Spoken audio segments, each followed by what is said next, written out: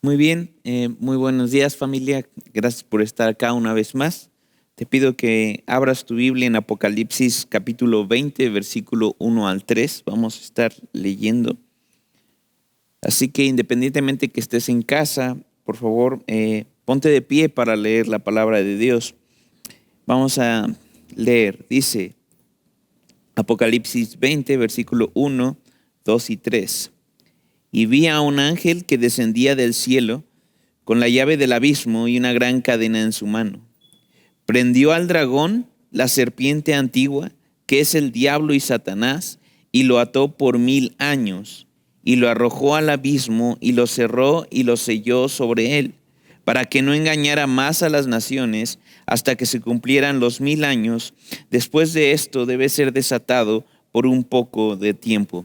Vamos a orar al respecto. Señor, gracias por este día y gracias porque tú eres fiel y eres bueno. Mi Rey, gracias porque en tu plan todas las cosas caen en su lugar y todas las cosas ocurren bajo tu soberanía y tu control. Señor, te ruego que este domingo podamos acercarnos a tu palabra y encontrar consuelo, Señor. Acercarnos a tu palabra y saber que eres tú, Rey de todos los reyes, Señor de todos los señores, quien nos dice esto, que nuestro enemigo, nuestro adversario, el adversario tuyo, Señor, tiene un final. Padre, ayúdanos a verte en medio de esto. Ayúdanos a hacer nuestras vidas centradas en ti, Señor, en tu evangelio, en tu gloria, en tu majestad, y poder darle el lugar a esta enseñanza que se merece. En tu nombre, Jesús. Amén. Muy bien. Nosotros podemos ver cómo en capítulos anteriores, en porciones anteriores, ya se ha anunciado la caída de Babilonia, la caída de este mundo. Ya se ha anunciado el final de Satanás, del enemigo, y ahora podemos ver, después de esta gran y cruenta encuentro entre los ejércitos de las naciones, dirigidos por la bestia, por el anticristo, que han sido derrotados por el jinete blanco, por el Señor Jesucristo, regresando en gloria en esta segunda venida. Lo siguiente que podemos ver, que Juan registra con este verbo que dice y vi, después de que las aves de los cielos se llevaron un festín con la carne de las personas, de los hombres, de los ejércitos que guerrearon o tenían la intención de guerrear, de pelear contra Dios, nosotros vemos seguidamente que Juan ve a un ángel. Y este ángel está descendiendo del cielo y tiene dos elementos en sus manos. La primera de ellas es la llave del abismo. Y el segundo de ellos es una gran cadena en su mano. Ahora, nosotros sabemos que el abismo, o podemos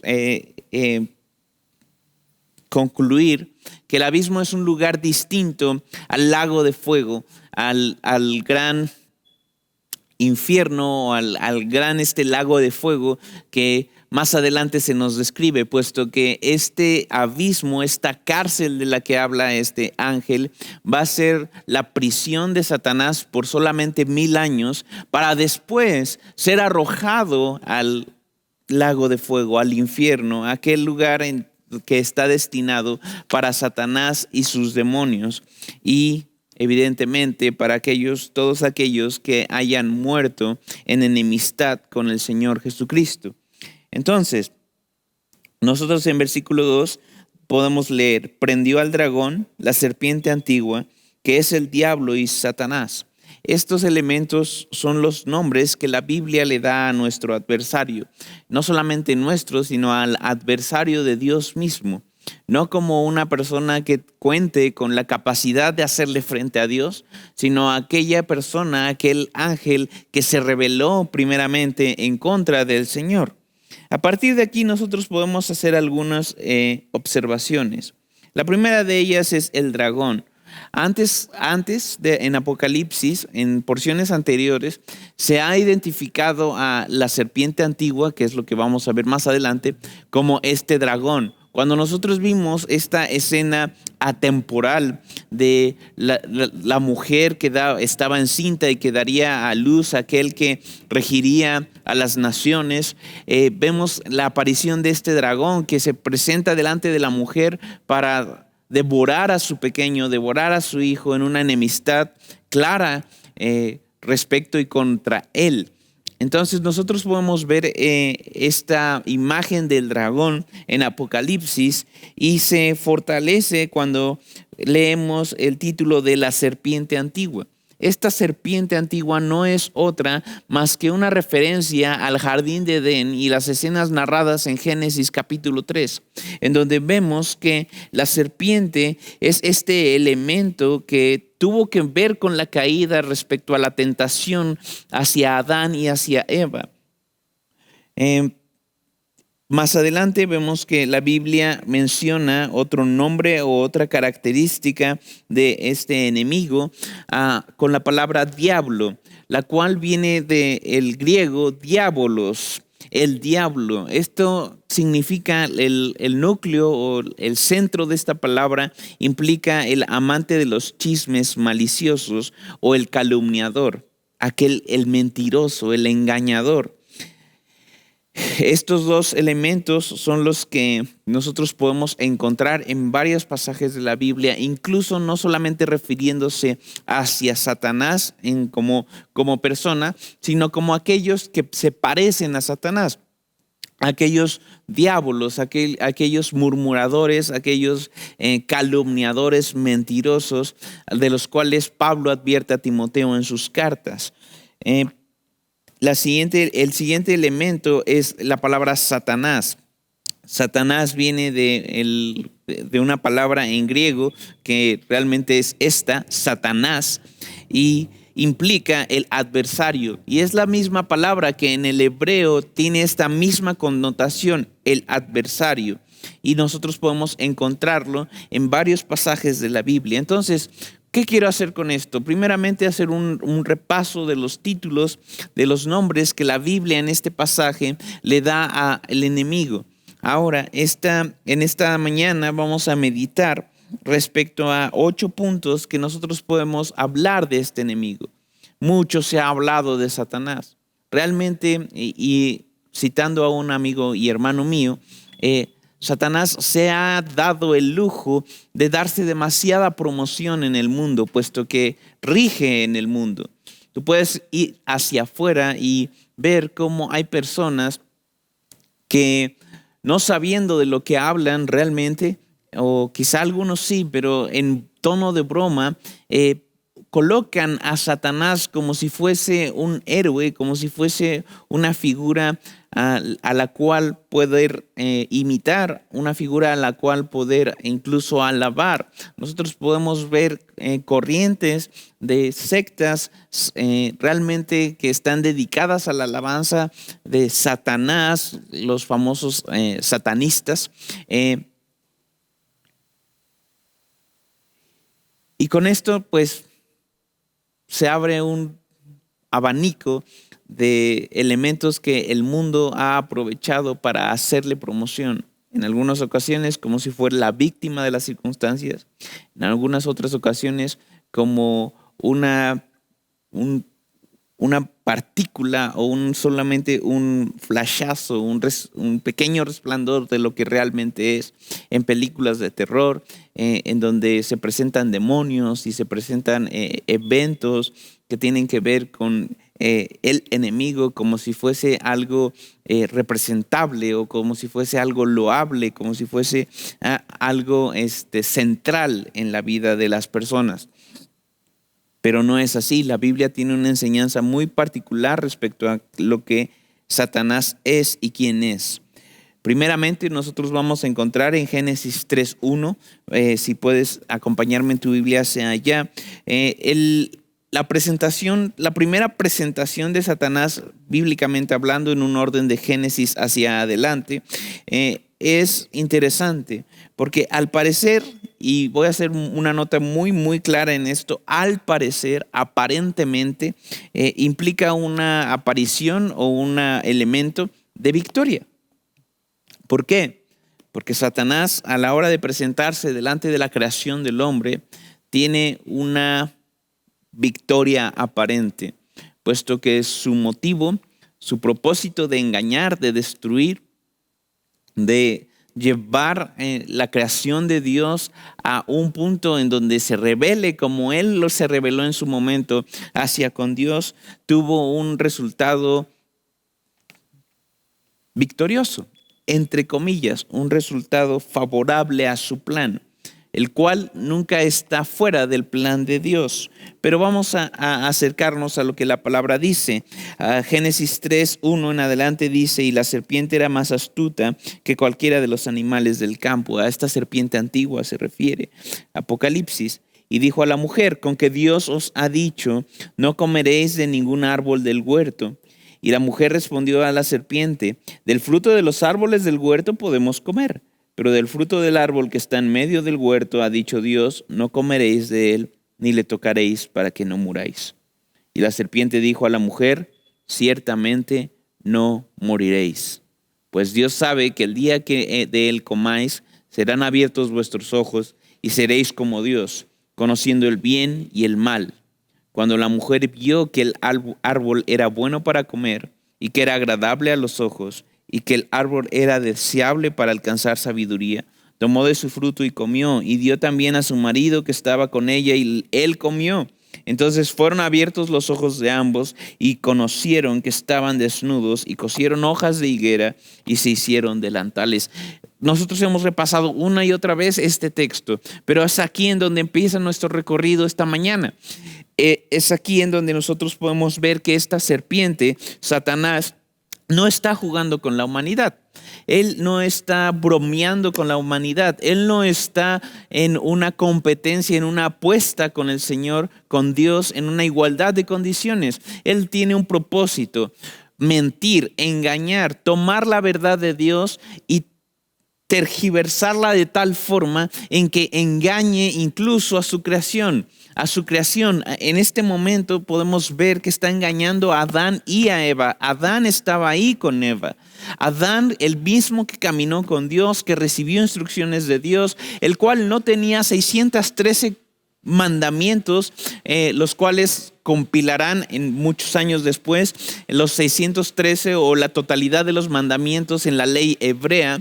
Solamente tenía uno: el no comer de un árbol que el Señor había dicho. Y lo he dicho antes y otros predicadores lo han dicho antes. No se trata de tomar el bocado de ese fruto. Se trata de lo que implica ir en contra de la voluntad de aquel que prohibió comer ese fruto. No ridiculicemos esta escena como suelen hacer los cómicos hoy por hoy.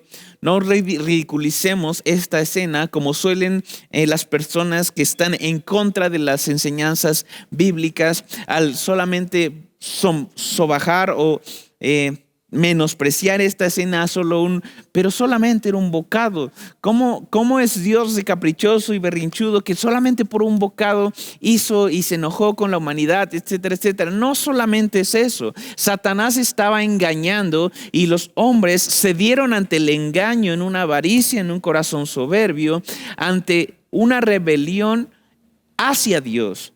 Porque lo que estaba en el núcleo de tomar este árbol, la conversación que acabamos de revisar, es que el hombre no quería estar por debajo de Dios. El hombre y el corazón del hombre obedeció, imitó lo que hay en el corazón de Satanás al buscar lo que no puede tener: el trono del Señor, el trono de Dios, y ser Dios en su vida. Ser el que domine todas las cosas, el que tenga y ostente toda la autoridad respecto a cada decisión, deseo, afección en su vida. Y Satanás en este momento, y solo en este momento, en una apariencia, ha ganado una victoria en esta guerra. Ha tenido una victoria, una batalla ganada en esta guerra, en donde el enemigo logró llevar al hombre a ceder ante la tentación. Ahora, no podemos pensar que el hombre es una víctima de la circunstancia. El pecado implica que el hombre sí quiso ir en contra de la voluntad del Padre. El hombre sí quiso darle la espalda al Espíritu Santo. El hombre sí quiso ya no hacer caso de lo que Dios Hijo dijo. Podemos ver una aparente victoria derrotando al hombre, pero no a Dios.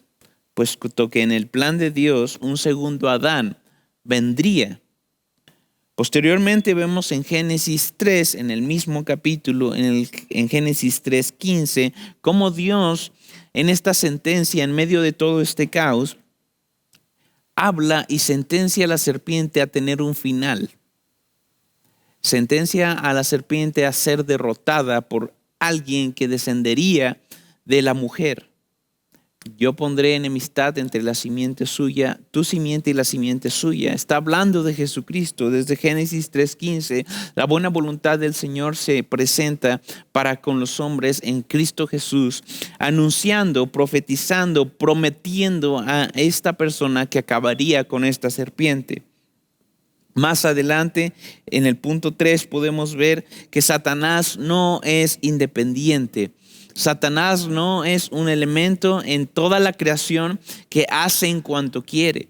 Satanás tiene ciertos propósitos, tiene ciertos límites. Job 1:6 nos habla de esto. Podemos ver cómo Satanás está sujeto a la autoridad de Dios.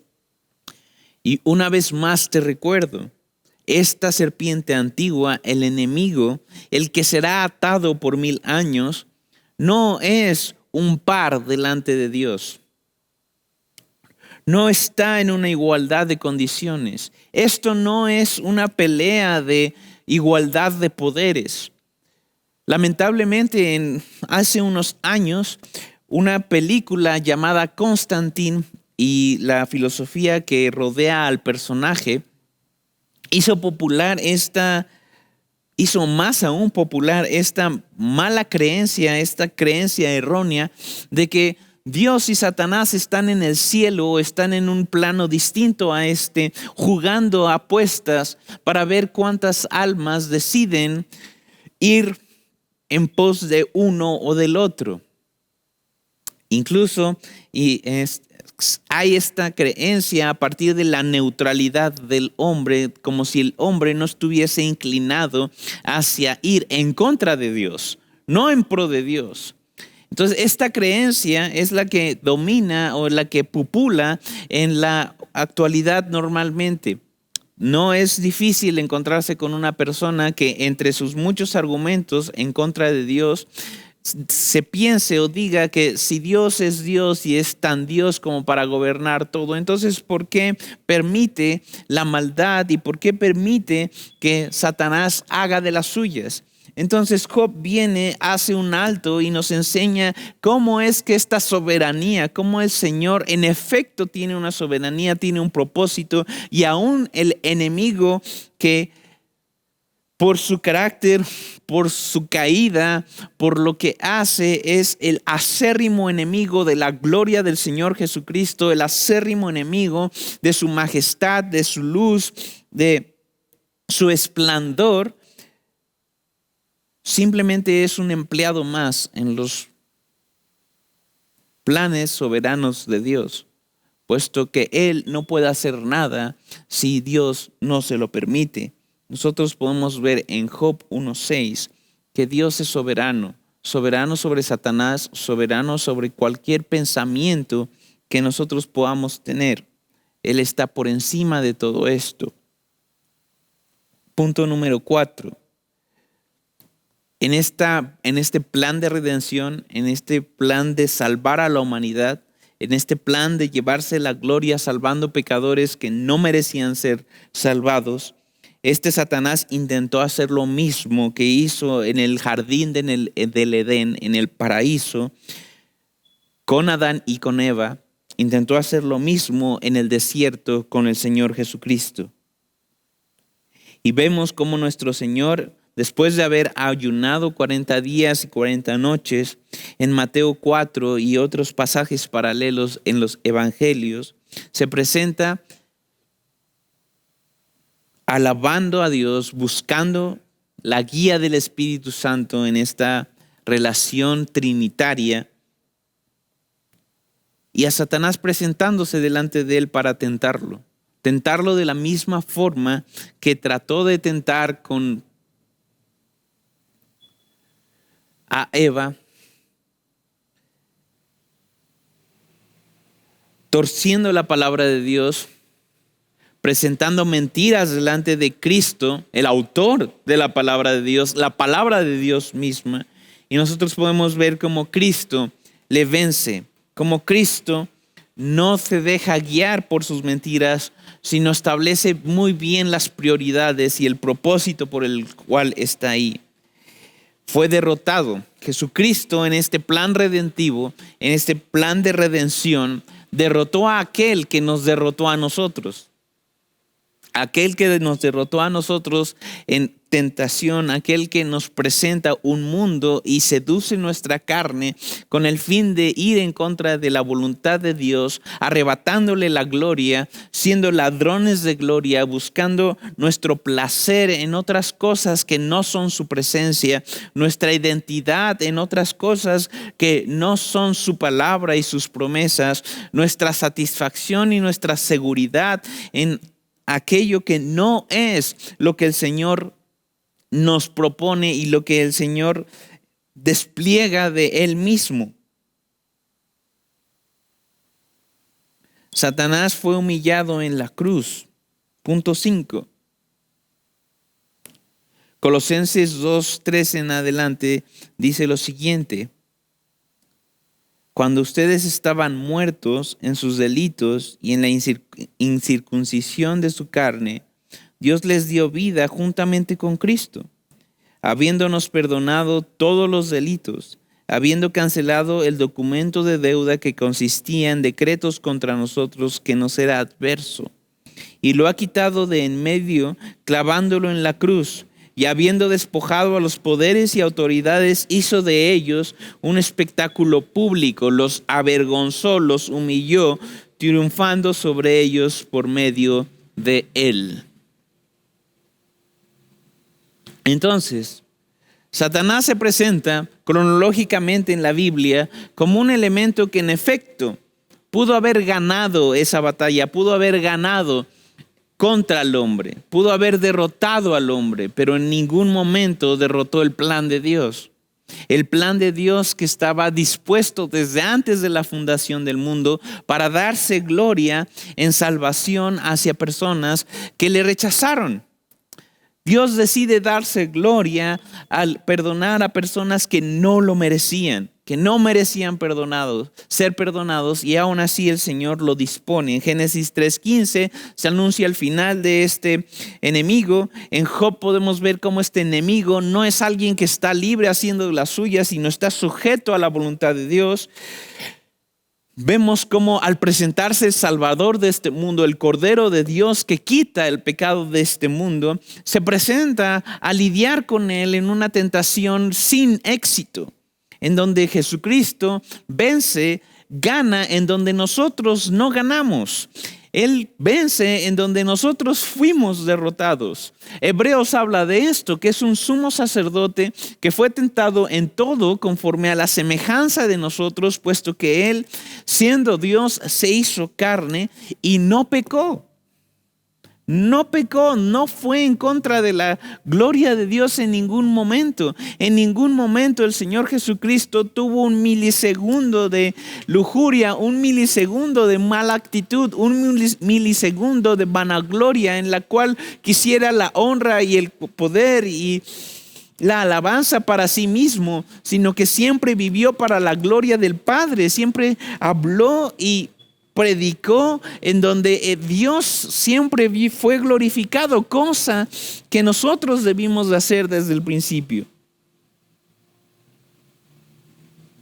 Y cuando Jesucristo, este Rey de Gloria, fue hacia la cruz, entregando su vida con la autoridad que le pertenece, en vez de ser una victoria para Satanás, que muchas personas coinciden en esto, quizá él estaba celebrando cuando vio que los romanos, hombres creados por Dios,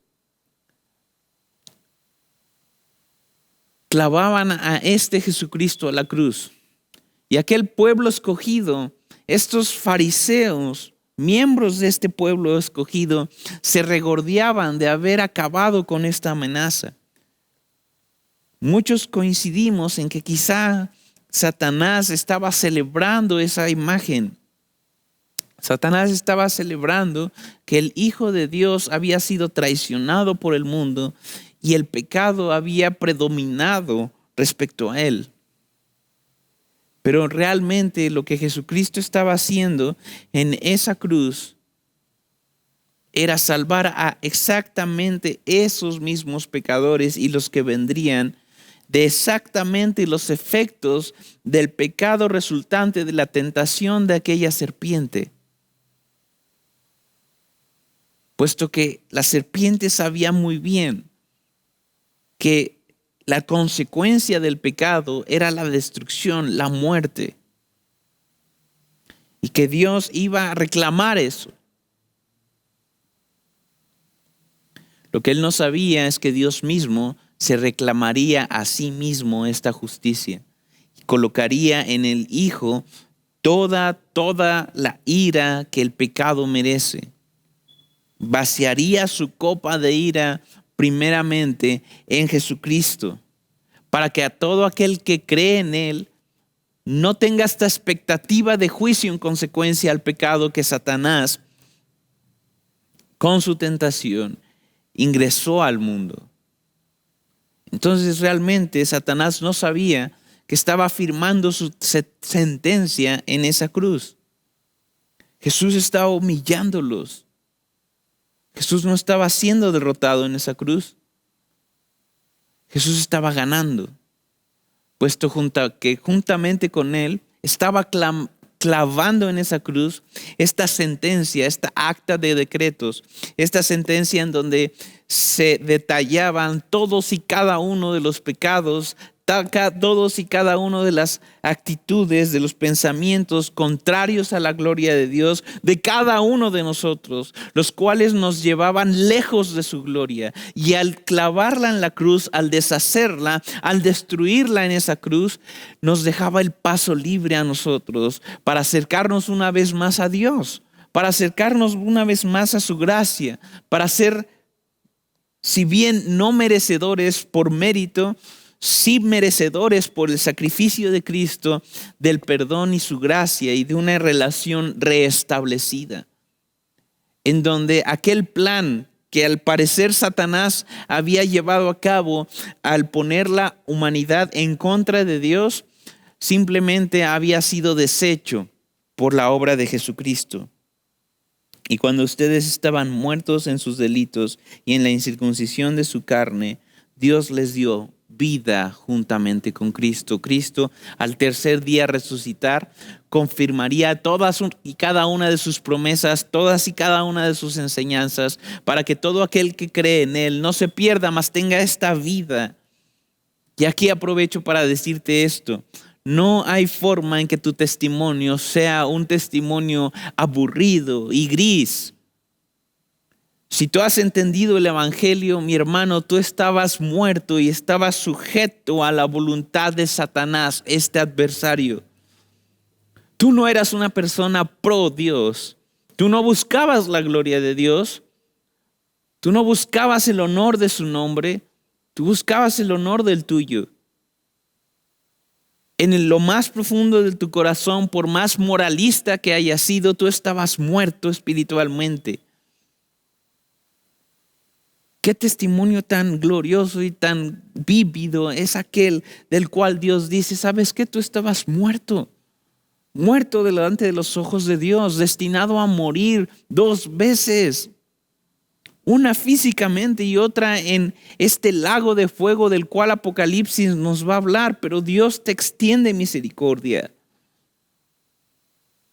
y te dio vida juntamente con Cristo. No una vida que se compare a los lujos y comodidades que este mundo te pueda ofrecer. No, una vida que va más allá de eso.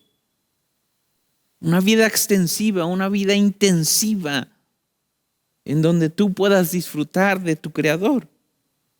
Habiendo cancelado el documento de deuda que consistía en decretos contra nosotros, y habiendo despojado a los poderes y autoridades evidentemente malignas, hizo de ellos un espectáculo público, triunfando sobre ellos por medio de él. Satanás está derrotado, pero no está pasivo. Él atacará y devorará, puesto que su propósito es robar, matar y destruir. Desde el principio, su principal arma es el engaño, la mentira. Juan 10:10 habla de esto. Primera Pedro 5:8 nos dice: sed sobrios y velad, porque vuestro adversario el diablo, como león rugiente, anda alrededor, buscando a quien devorar, a quien engañar, a quien arrastrar a su propósito. Él sabe que será derrotado. Él sabe que será destruido. Él sabe que tendrá un tormento consciente por la eternidad completa. Y quiere arrastrar a la creación de Dios, a aquellos a quienes Dios ama, con Él. Pero Pedro nos dice: al cual resistid firmes en la fe, sabiendo que los mismos padecimientos en todo el mundo se van cumpliendo en vuestros hermanos. Efesios 6:11 al 19 nos advierte algo importante. Satanás no está pasivo, cristiano. Satanás no está de vacaciones. Satanás continuamente está buscando engañar, no solamente a aquellos a quienes ya tiene bajo su yugo, sino también a los creyentes.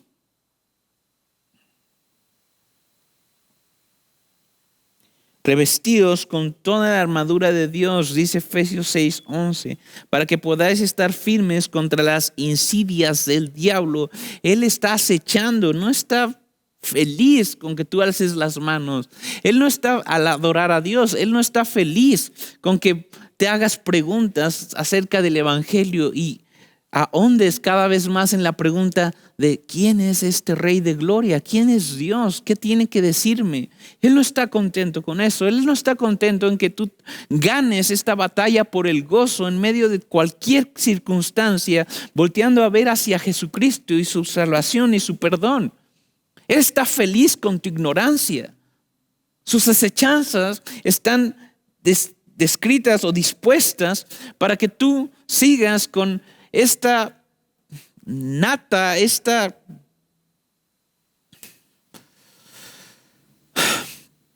capa de incredulidad en tu corazón, en la que digas después, en la que alguien te hable: ¿sabes qué? Necesitas reconciliarte con Dios. Necesitas saber qué dice Dios de tu vida. Necesitas dejar de pensar que eres el quien tiene las respuestas a tu vida. Porque eres un hombre, eres un humano simplemente. Él no está feliz con que tú puedas resistir a esa tentación de decir: después.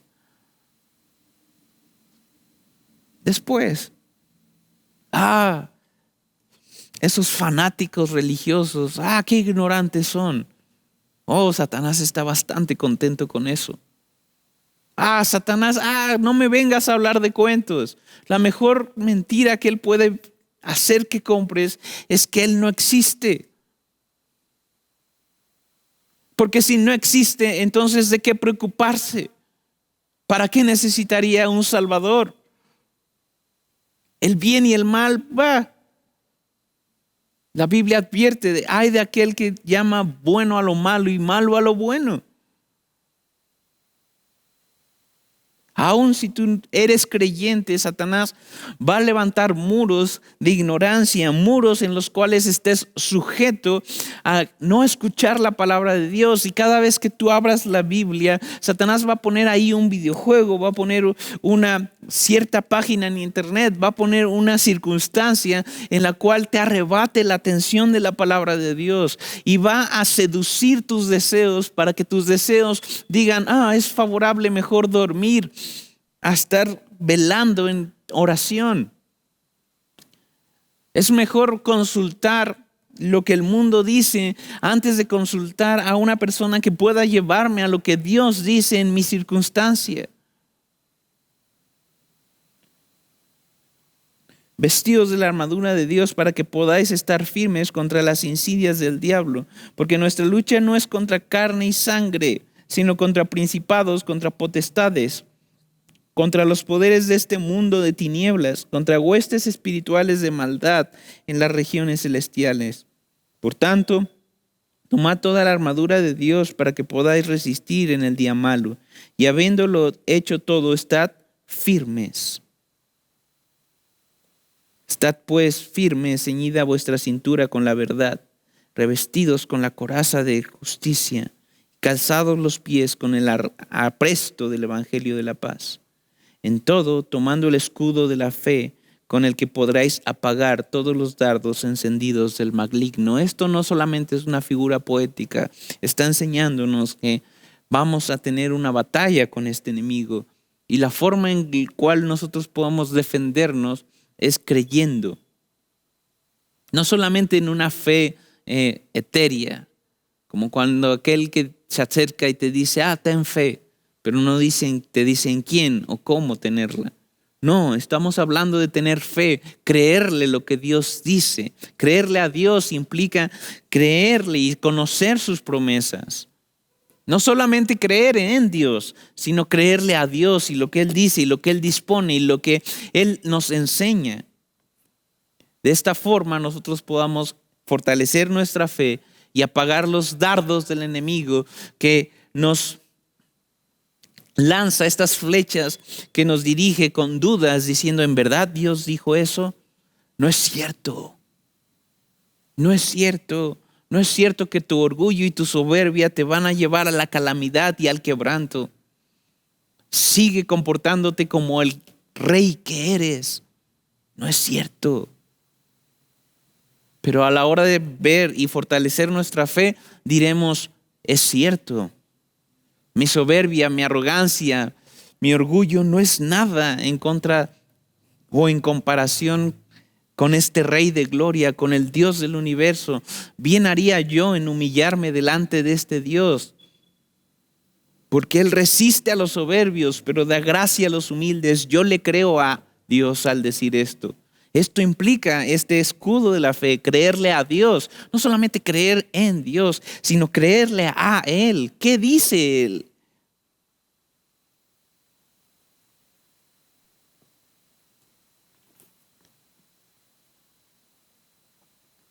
Punto número 7. Mis hermanos, no hay neutralidades. No las hay. No hay un punto gris entre la luz, el reino de la luz admirable del Señor y las tinieblas de este mundo. No lo hay. Efesios 2:1 en adelante es muy explícito al hablarnos de esto.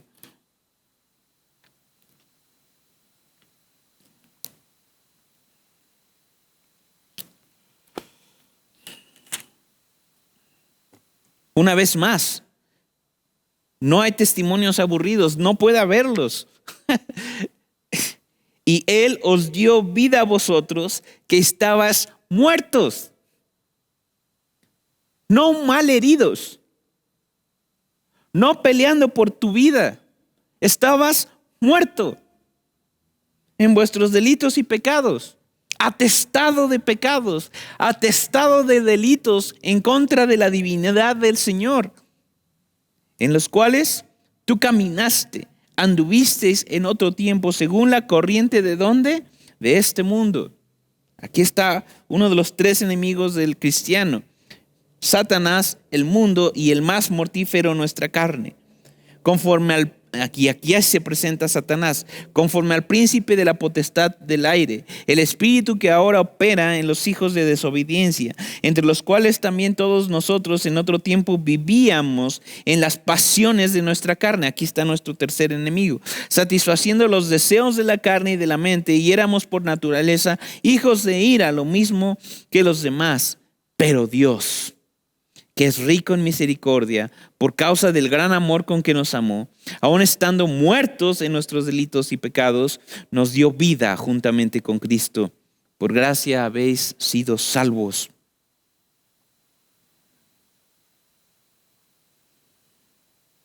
Satanás no está pasivo y Satanás no pertenece a un mundo en que hay una frontera de neutralidad. ¿O no? No lo hay. Él gobierna este mundo. Él dirige este mundo. Todo aquello que no es de Dios, todo aquello que no es de fe, pertenece a este mundo y está dirigido, controlado por este príncipe de la potestad del aire, como lo dice en Efesios. Una forma, una vez más, metafórica de decir, ¿sabes qué? Este mundo, su corriente, sus filosofías están dirigidas por Satanás. Y tú estabas inmerso en esto. Segunda de Timoteo 2:26 también nos habla de esto.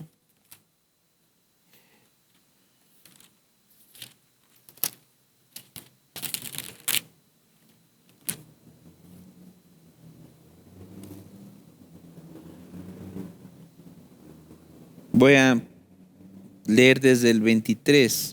Pero rechaza los razonamientos necios e ignorantes, sabiendo que producen altercados.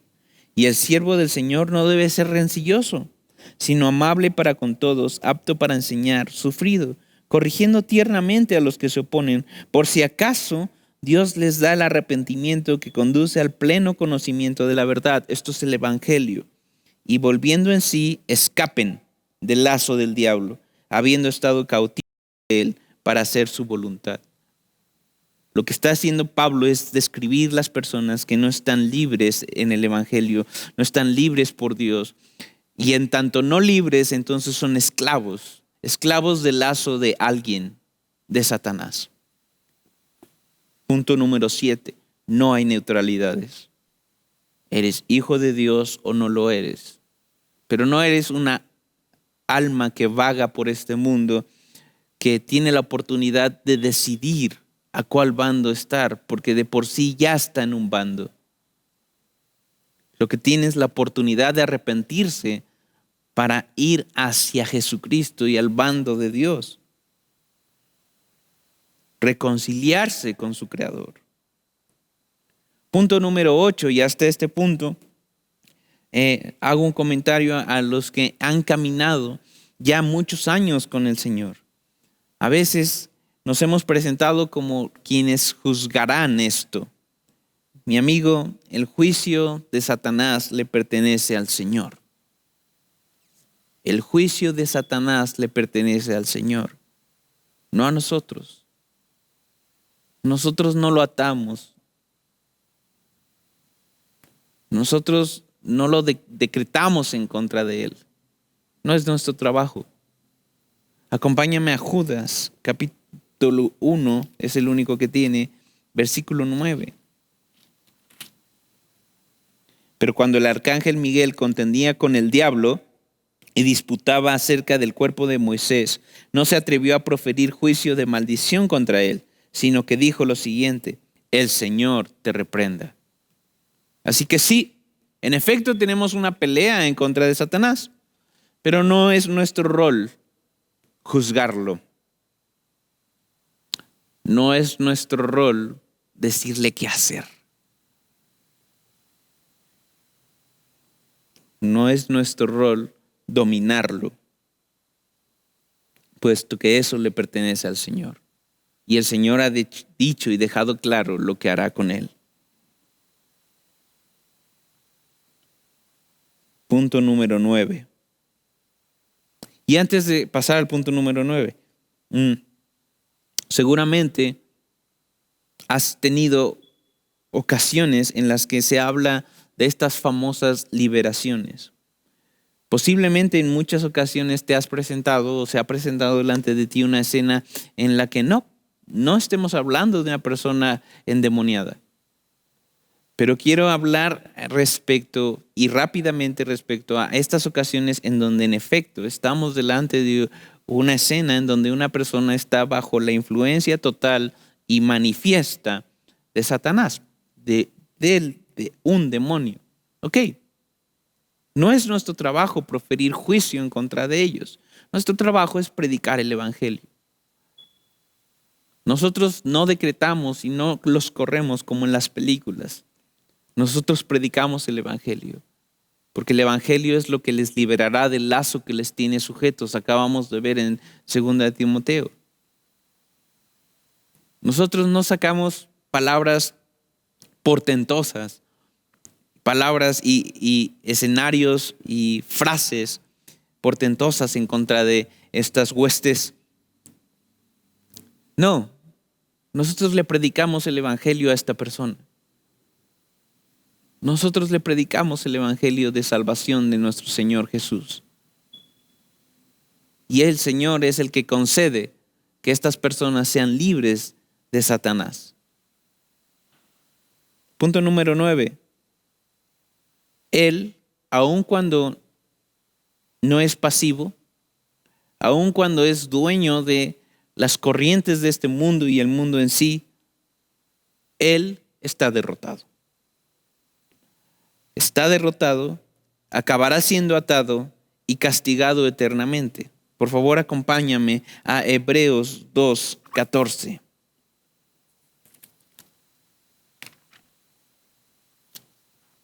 Así que,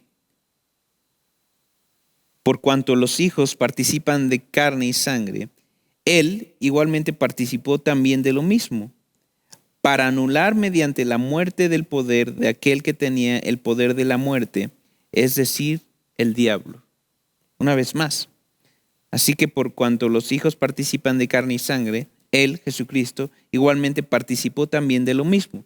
Jesucristo se encarnó como nosotros, para anular mediante la muerte el poder de aquel que tenía el poder de la muerte, es decir, del pecado, de la consecuencia del pecado, es decir, el diablo. Jesús vino para anular no solamente la obra de Satanás, sino anular a Satanás mismo. Él está derrotado. Apocalipsis 20:1-3, y un ángel descenderá con la llave del abismo y una gran cadena, lo atará por 1000 años y estará preso ahí. Después va a ser soltado por un breve de tiempo para su juicio. Pero Satanás en ningún momento está fuera de la soberanía de Dios, fuera del control de Dios, fuera de su majestad y autoridad. Así que cuando nosotros hablemos de Satanás, no lo pongamos en un lugar que no le pertenece. En efecto, es nuestro adversario, pero el Señor ya ha vencido. En efecto, es el tentador, el acusador, quien va a hostigarte, pero tenemos victoria en Cristo, del modo en que nosotros podamos revestirnos de Él, revestirnos de la armadura de Él para poder resistir. En efecto, nosotros seguiremos siendo tentados. El mundo y Satanás van a hacer todo lo posible para seducir la carne que nosotros con la que aún batallamos. Pero en Cristo tenemos perdón, tenemos justificación, tenemos su victoria. Recuerda, tú ya no le perteneces. Si tú estás en Jesucristo, tú ya no le perteneces.